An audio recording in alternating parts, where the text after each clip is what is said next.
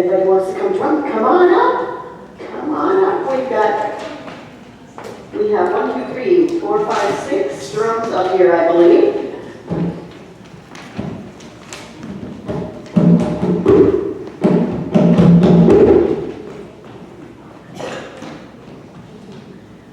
And you all, there should still be some drums and shakers and all sorts of things in your pews if you would prefer. We're going to get this drumming going, and then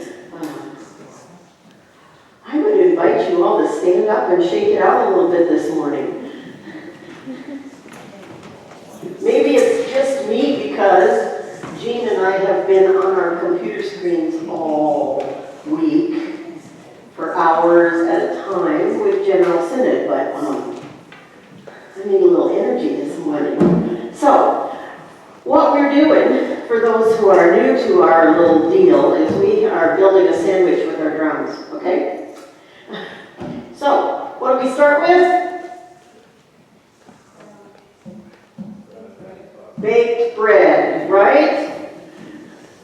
Baked bread, baked bread, baked bread, baked bread, baked bread. Is that a good tempo? And then here's how you know when it's time to be done. I go like this. So 5, 4, 3, 2, and cut. Got it? Fabulous. Now, what do we put on our sandwich? Chicken, cheese, and ham and cheese, right? So if we're baked bread and going about like this, then we need to add ham and cheese, ham and cheese, ham and cheese, ham and cheese, ham and cheese, ham and cheese, ham and cheese, ham and cheese, ham and cheese, and 5, 4, 3, 2, 1. All right, now I need really strong drums on the baked bread part, okay? Because that keeps us steady. And then the ham and cheese is like a decoration. Okay? And if you want to sing and drum at the same time, I always remind people that it's easier to sing to baked bread than it is to the ham and cheese. Because, you know, it's less for your hands to remember how to do while you're singing. Okay? So, shall we build this? Four measures of baked bread. 4 measures of ham and cheese, and then you start when you're ready. Is that? Okay. Ready? Baked bread, baked bread, baked bread, baked ham and cheese, ham and cheese, ham and cheese, ham and cheese, and I'm staying on baked bread because I got this big drum. Okay?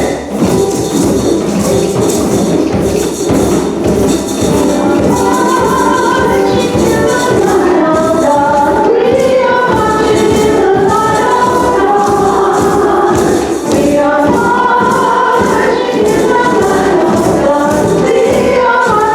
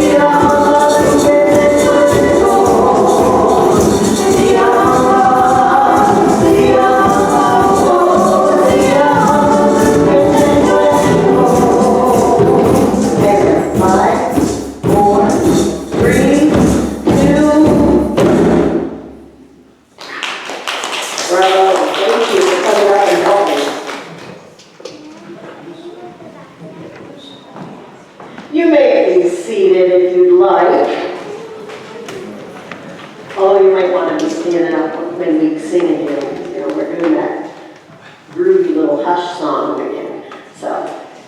So if you are with us for the first time, or just a reminder about what we are doing this summer, we are taking a look at other religions from around the world, religions you may have heard of, but really haven't ever delved into. I say a word of qualification in that none of us are experts in any of these religions. It takes years and years and years, and you know that from your own Christian faith that it grows and evolves as you live it. And the same is true of other religions. They grow and evolve. They break into different sects and different groups. So we're just taking a little bit of look at the philosophy, at the way of life recommended, and I am open to being corrected. But the reason we're doing this is because there's way too much fighting over religion in our world. Way, way too much violence in the name of God, in the name of rightness. And so we're looking at this as languages that help us to talk about our experience of God, our experience of the divine, our experience of that which is really beyond our understanding, right? I mean, if we really believe that God is as big as we say God is, then how can we pretend to be the only ones that understand God, right? So that's what we're doing. You can participate every week by... Did I just lose me? I did. I don't know why I just lost me. I don't know. But I guess I'll just talk loud for now. So you can participate by doing your own research. This week we're looking at Buddhism and Jainism. Next week we'd like to take a look at Sikhism. So if you want to take some time, go on the internet. My only caveat is please go to websites that have some integrity about that religion. Find a website for Sikhs in America. The Sikhs in the Twin Cities actually have some really good information. Don't choose to go to a website of a religion that believes they're the only ones that are right, because you won't get accurate information on those websites. You'll get a pick apart of everything that's wrong, according to somebody else, right? So that's my caveat. And so we are going to begin by lighting our flame this morning and doing some readings and a little singing. So if you would join me in hush. And like I said, you might want to stand up. That's fine.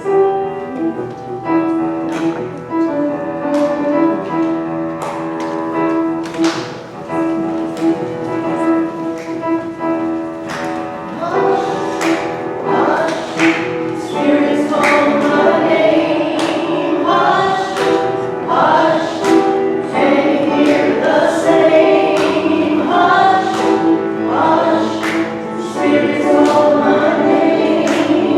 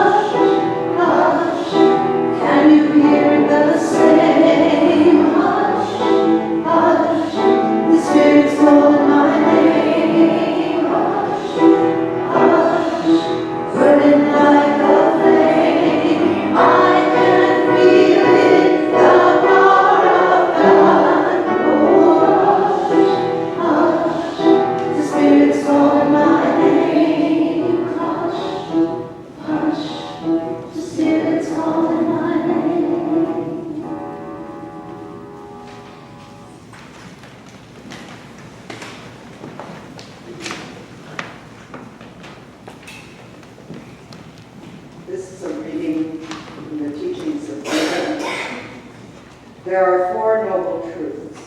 The first noble truth is suffering. Birth is suffering, decay is suffering, illness is suffering, and death is suffering. The presence of objects we hate is suffering. Separation from objects we love is suffering, and not obtaining what we desire is suffering. In short, every form of attachment is suffering. The second is the cause of suffering: desire for pleasure, desire for existence, and desire for wealth cause suffering. The third noble truth is the cessation of suffering, the cessation of desire, which consists in the absence of all attachment, leads to the cessation of suffering. The fourth noble truth is the path that leads to cessation of suffering.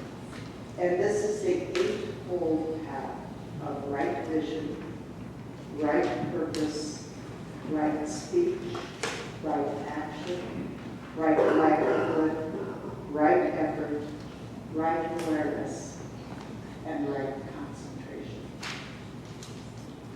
And we continue with an epistle reading from 1 Corinthians chapter 12, verses 12 to 18.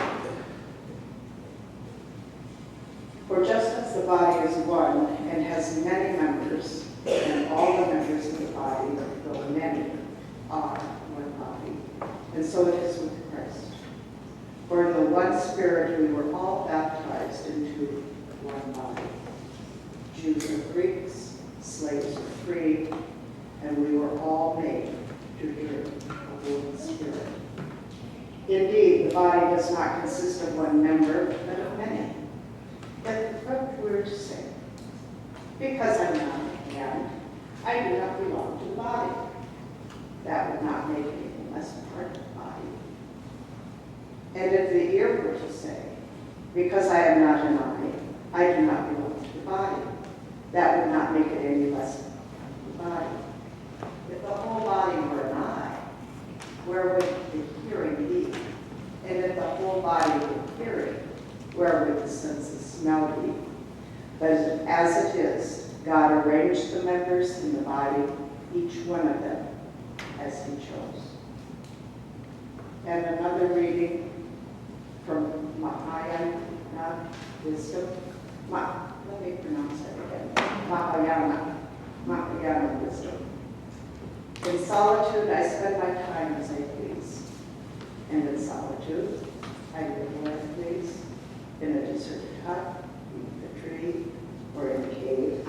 I do not exhaust myself providing for a family and protecting a house and land. I am free from care. I behave as I choose, bound to no one. I enjoy happiness and contentment, which would evoke envy even in a queen. In solitude, my mind is calm, so I can meditate in peace. And through meditation, I move towards enlightenment. I meditate on the equality of myself and others, saying to myself, all experience suffering and happiness in equal measure. I care for others as much as I care for myself. Just as the body with its many organs and its limbs is a single entity, so all living beings form a single entity. And just as the health or sickness of one part of the body affects the whole, so the happiness or suffering of one living being affects all living beings. It is true that the suffering of other living beings does not actually distress me, yet I regard the suffering of any living being as intolerable because of the regard I have for myself. I love myself, so I love all beings. Thus I wish to dispel suffering from others as much as I wish to dispel it from myself. I want others to be happy because I myself want to be happy.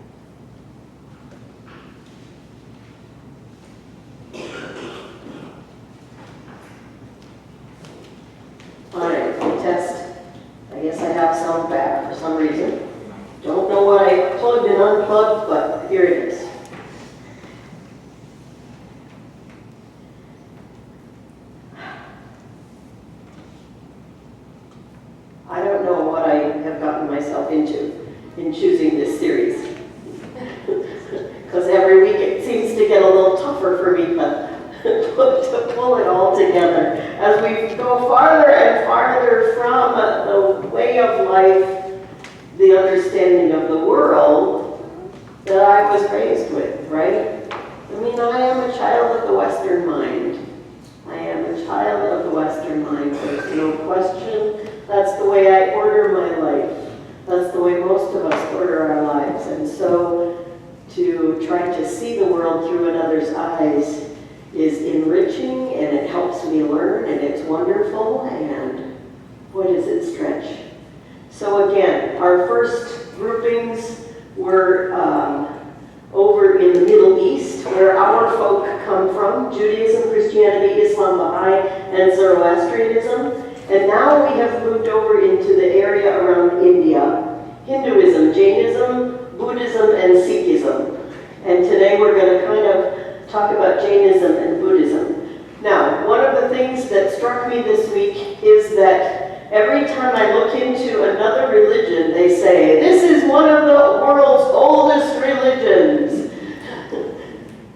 So, who knows? And I'm not quite sure why we need to designate that. But as I said last week, I suspect that is because we are all evolving faiths.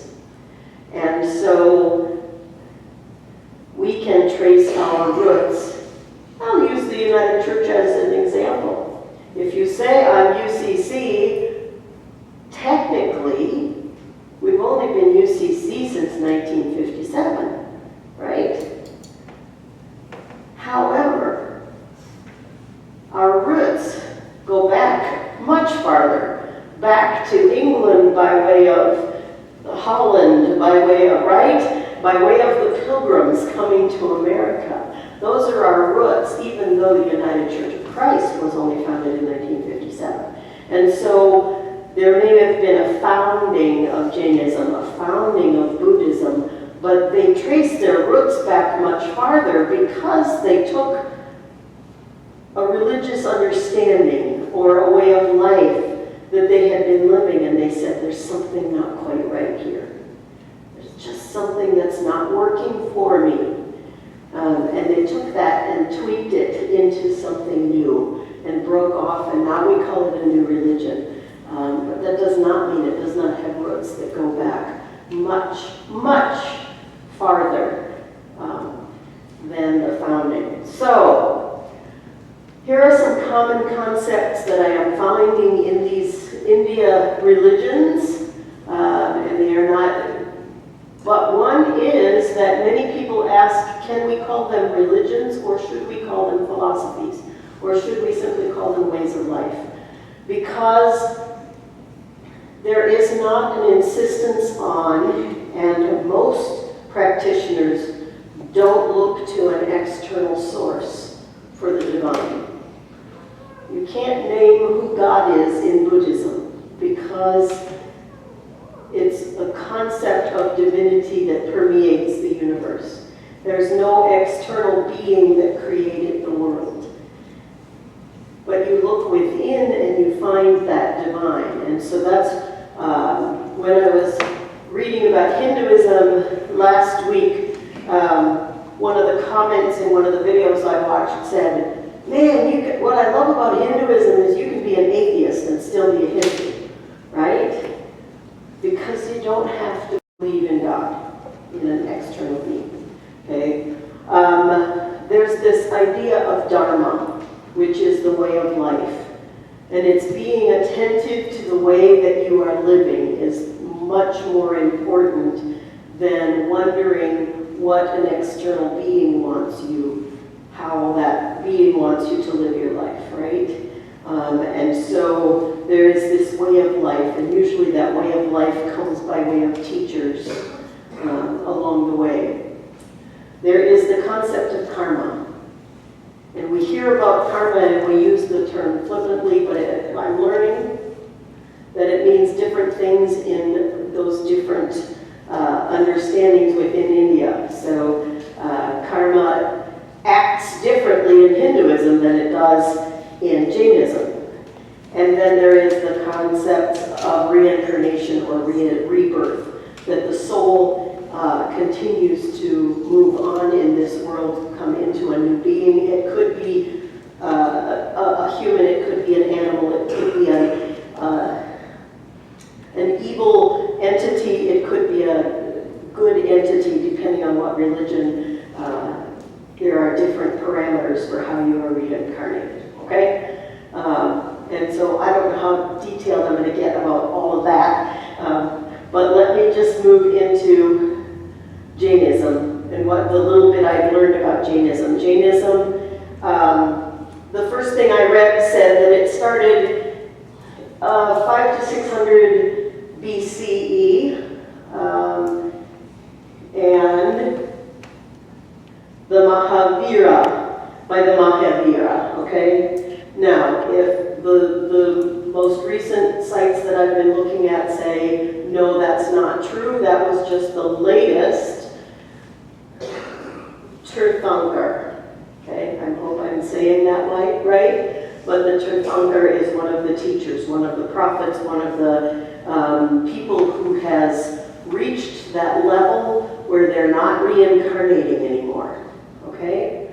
And so that person's writings are considered a sacred guide to how they live their life, okay? Am I kind of making sense? So every living being in Jainism has a soul. Every living being in Jainism has a soul. Not just humans, animals, bugs, germs. Every living being has a soul in Jainism. And so your goal in living this life is to rid that soul of karma, good or bad karma, which is a little different than some of the others, in order to reach moksha.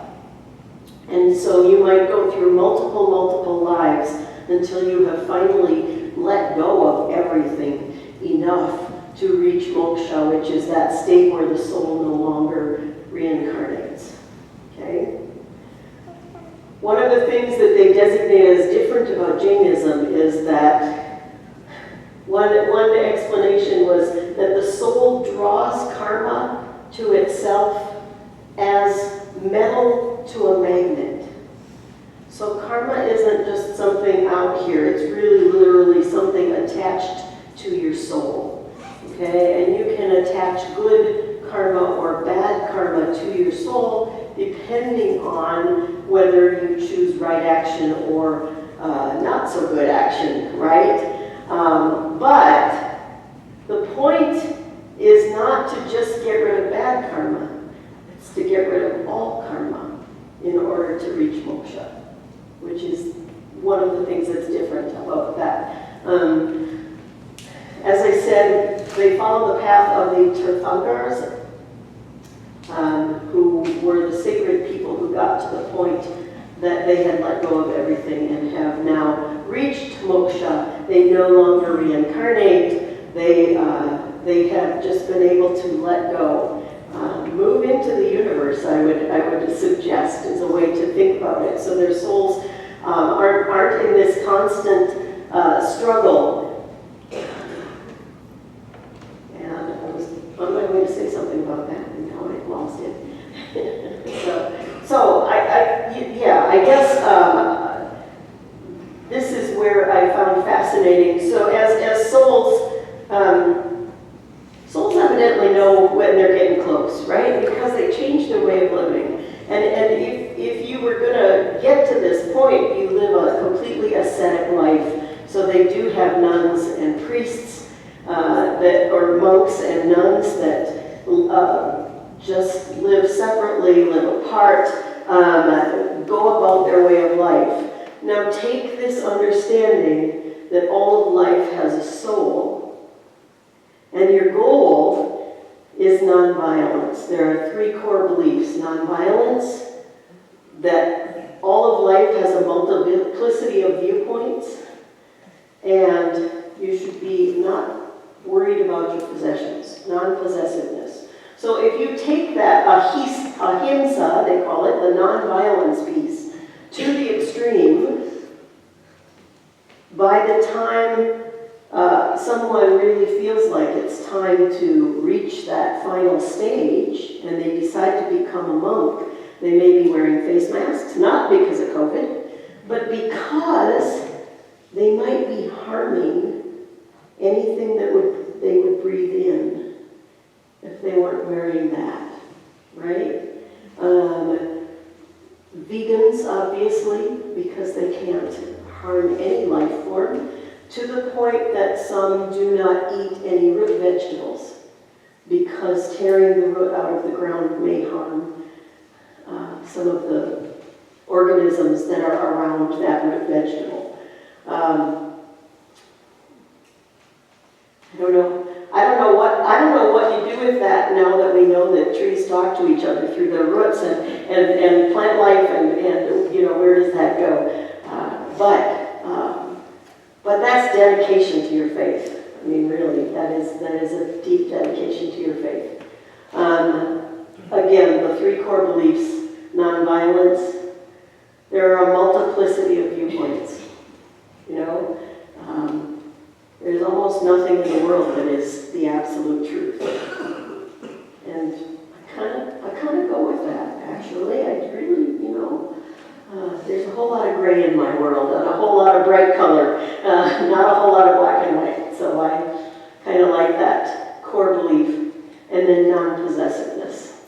So, like Buddhism, your possessions get in the way. All your wants, all your desires, those things just get in the way of reaching that state that you really want to be in. So, any thoughts about Jainism or anything that people had heard about it? It was, to me, completely new. I saw it on a poster of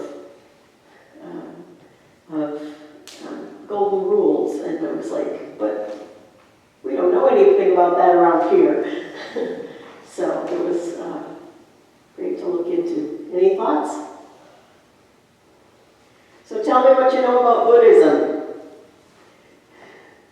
First of all, there are so many sects, so many different kinds of Buddhism that I don't know how I can even really talk about it intelligently, except I can start by saying that one piece that I wrote, that I read, said that this way of life is really, that there are 3 universal truths that are believed that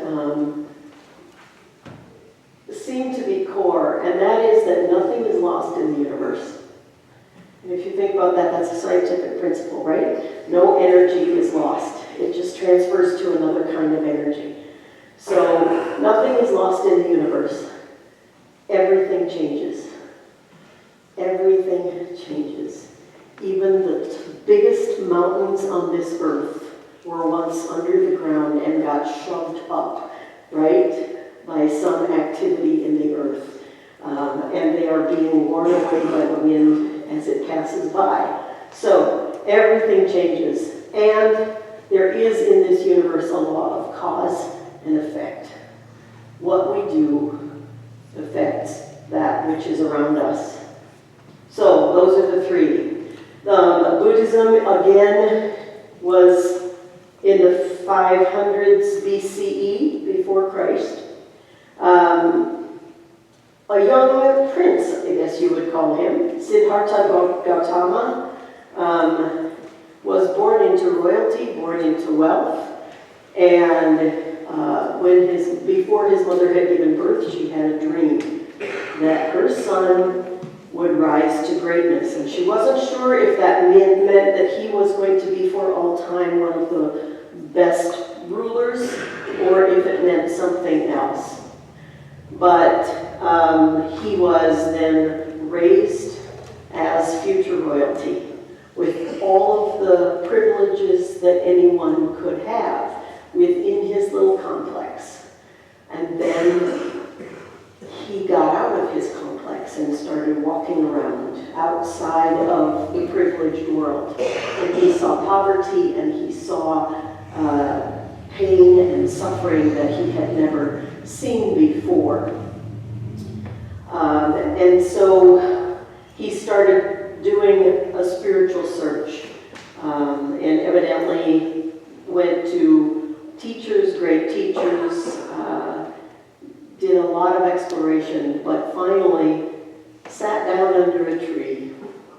And it was through meditation that he found what he believed to be these truths of Buddhism that became Buddhism, and started writing them down. So,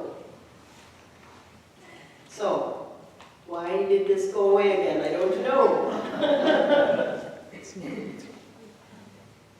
I will just speak loudly and hope that up there they can hear me. So, at the beginning, our first reading, we talked about these 4 noble truths. The dukkha, everything in life is suffering. Everything in life is suffering. I don't know that I can go there, but that's the first noble truth. The second is that our suffering comes because we want, because we expect, because something's unsatisfied, right, within us.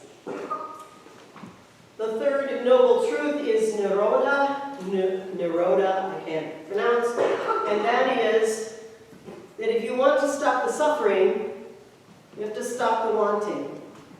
You stop the expectations. You stop worrying about life. So, if I have not distinguished between a pleasurable feeling in my fingers and a pain in my fingers, then I have no expectation about that feeling in my finger, whether it's pleasure or pain, right?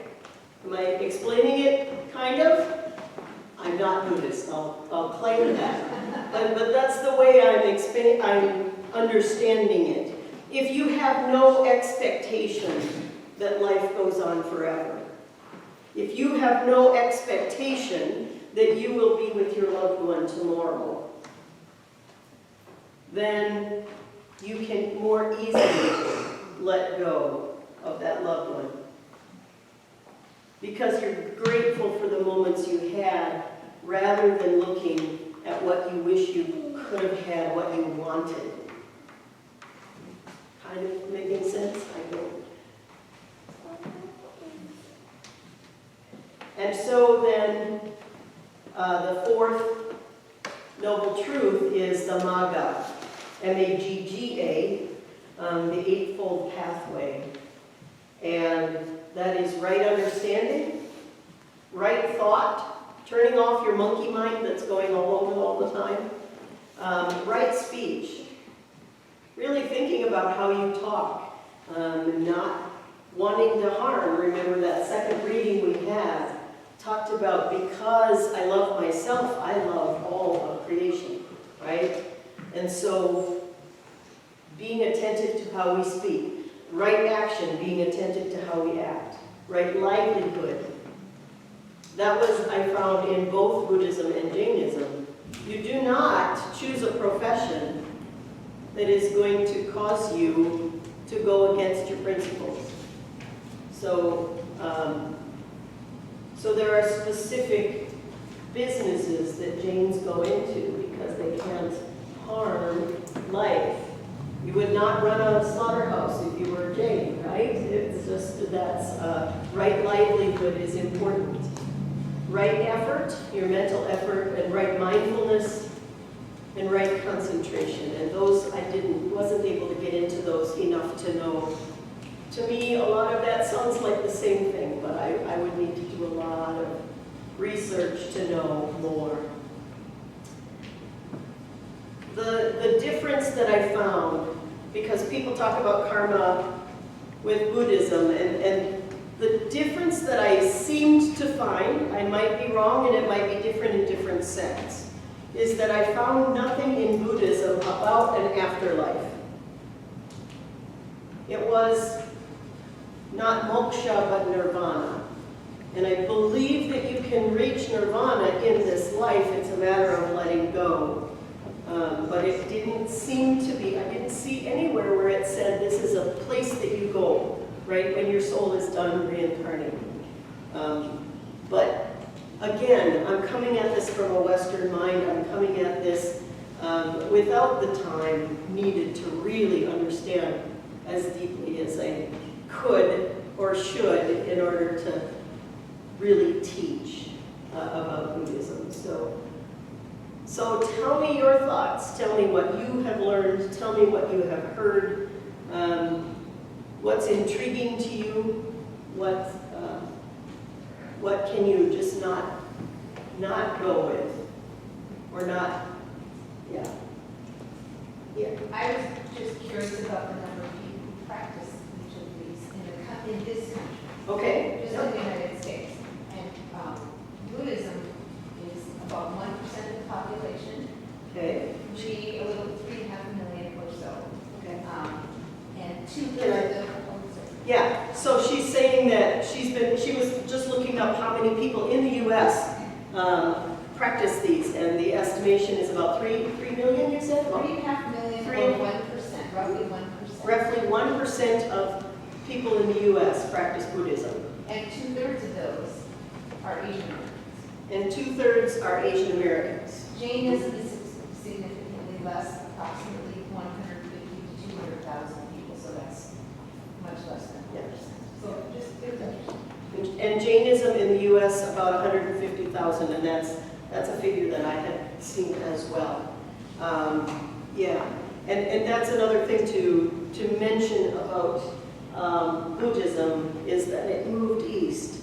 So you find a lot of Buddhism in East Asia as well, as just Jainism is more centered in India, and then people have emigrated away.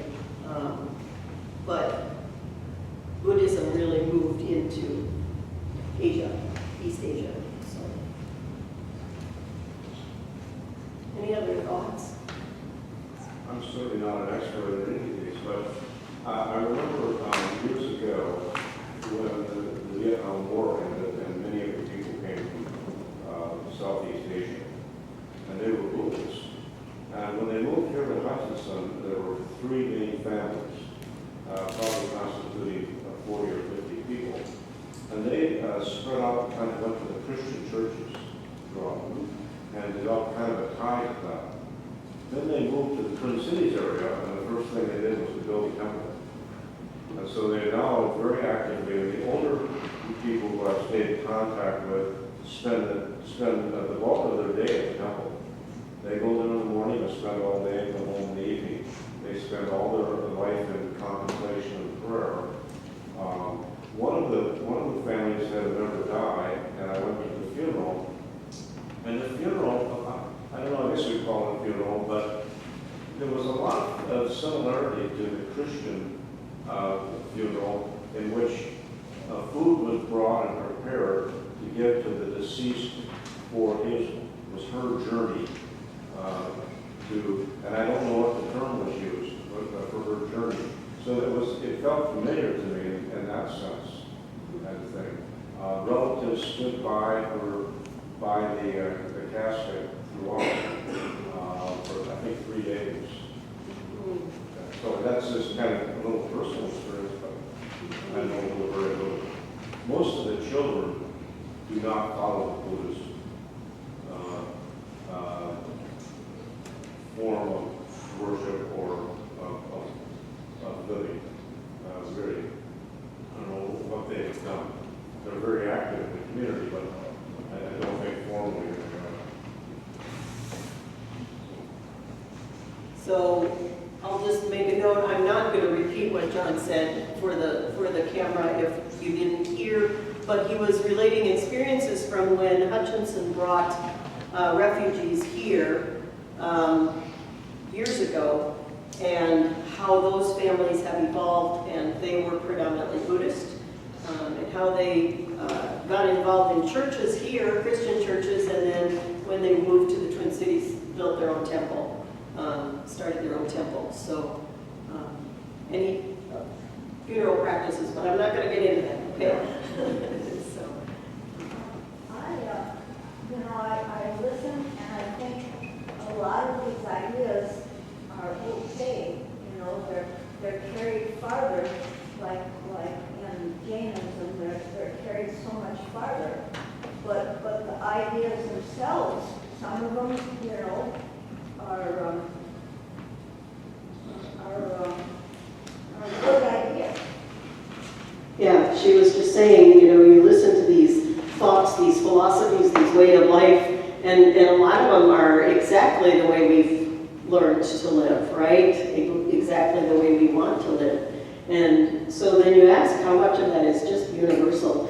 In the depth of our soul, we want to know that we're connected to one another, and we want to know that we love one another, and we want to see the world as a beautiful place, and that, you know, maybe there's something that just gets disconnected sometimes that keeps us from really living that. So, and since you mentioned that, you know, when you go to the Google machine, as Jean's laughing because there's a group that calls it the Google machine anyway. And so it's amazing what you find. And when we talk about the connectedness of all of these faiths and how much they have in common, there is a train of research that believes that in those years between when Jesus went to the temple at age 12 and then showed up again at age 30, there is a belief that he hopped on the Silk Road and made his way to a Buddhist monastery. And there were writings, there was a researcher that had been shown the writings, and then during, I believe it was during World War I, somebody was going to prove him wrong and went there, and the monk said, I don't know what you're talking about.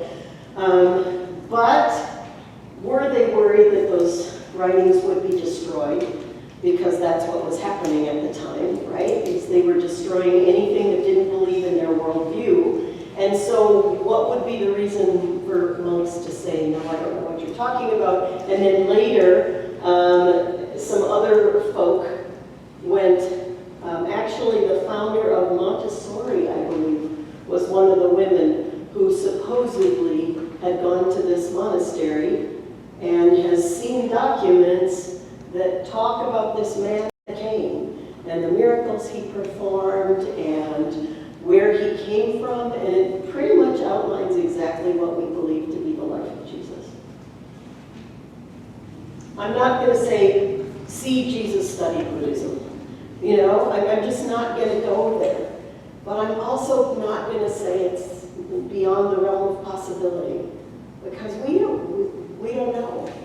And how much interaction was going on in that whole area, and how many religious beliefs, viewpoints, ways of life got transferred back and forth, and how many religions evolved because they got in contact with another one. It's all very fascinating to think about. I still land where I land, right here in Christianity, in the United Church of Christ. That's where I land. That doesn't mean that someday I might go to a Buddhist meditation coach and say, help me to quiet my monkey mind. I don't think that's a loss of loyalty to Christianity. I think that's just being open to what God has to show us in this world, in our various ways of understanding the world. Any other thoughts?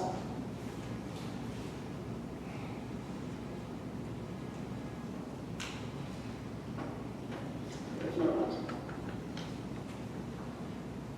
then I would invite you to take a deep breath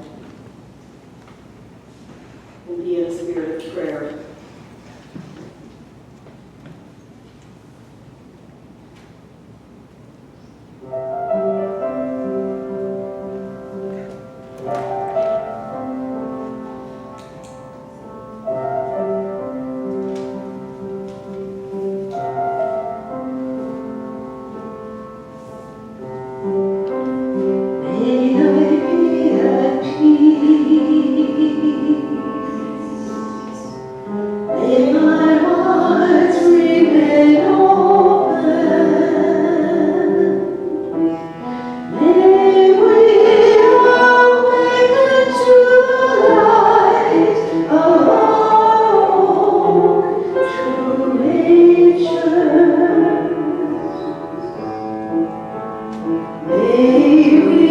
healed and be a source of healing for all beings.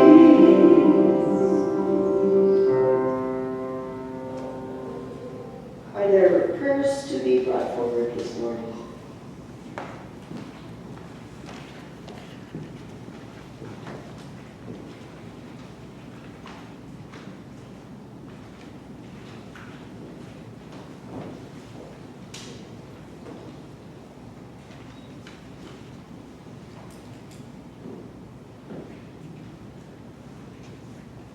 We offer prayers for Tom. Tom's cancer evidently has started growing again. So Tom, we hold you in the light of Christ.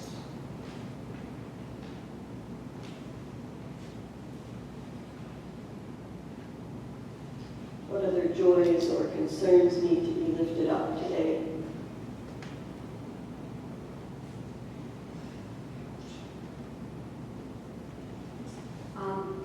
It's joy that is my mother's birthday, and I don't know how that.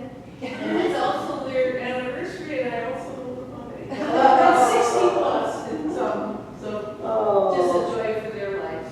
Grateful for your parents. We hold you in the light of Christ.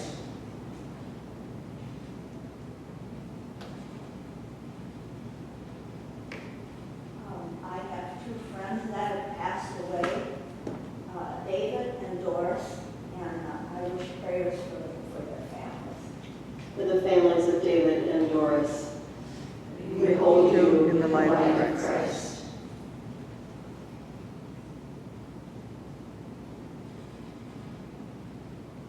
And yesterday we celebrated the life of Esther Hoof. And so Harold and Stan and families, we hold you in the light of Christ.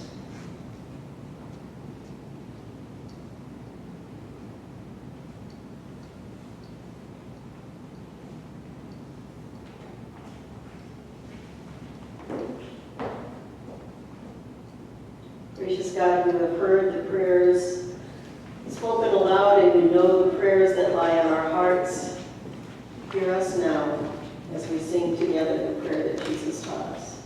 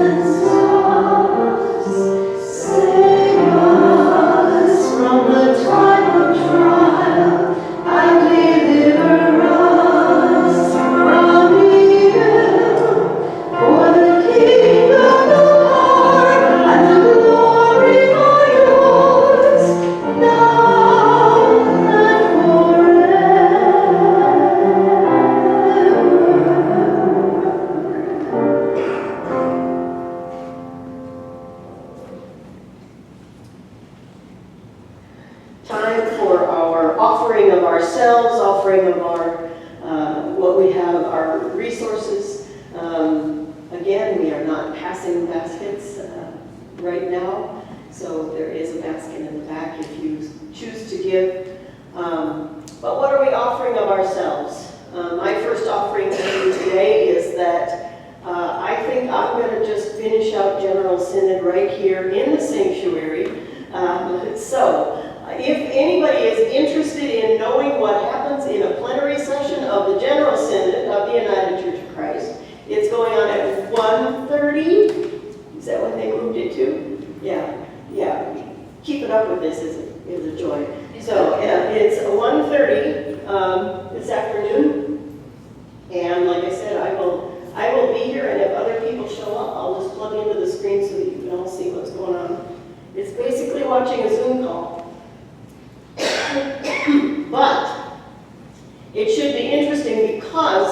The resolution, one of the resolutions that got passed on to today's business was the committee that I was on, and that is the resolution to encourage the United Church of Christ to advocate for a ban on conversion therapy.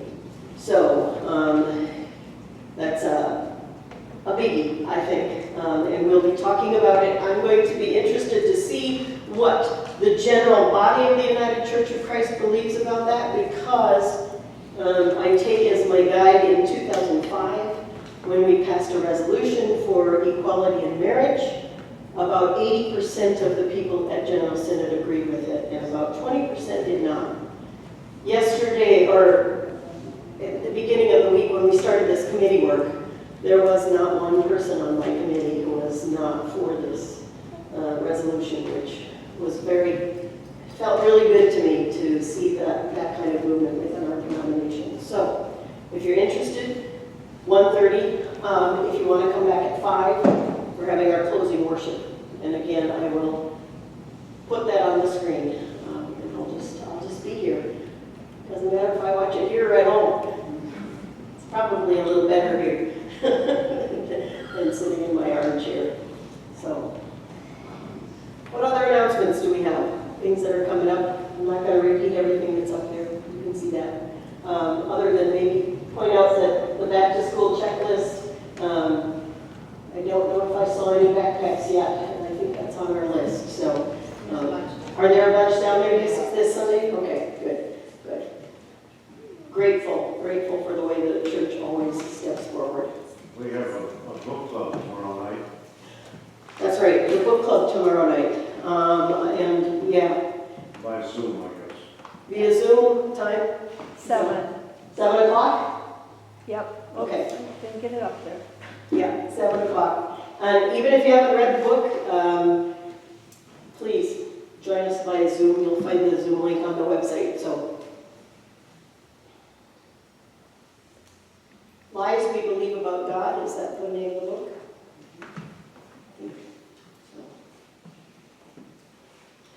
Then let's sing our way out of here, shall we? God reigns over all the earth.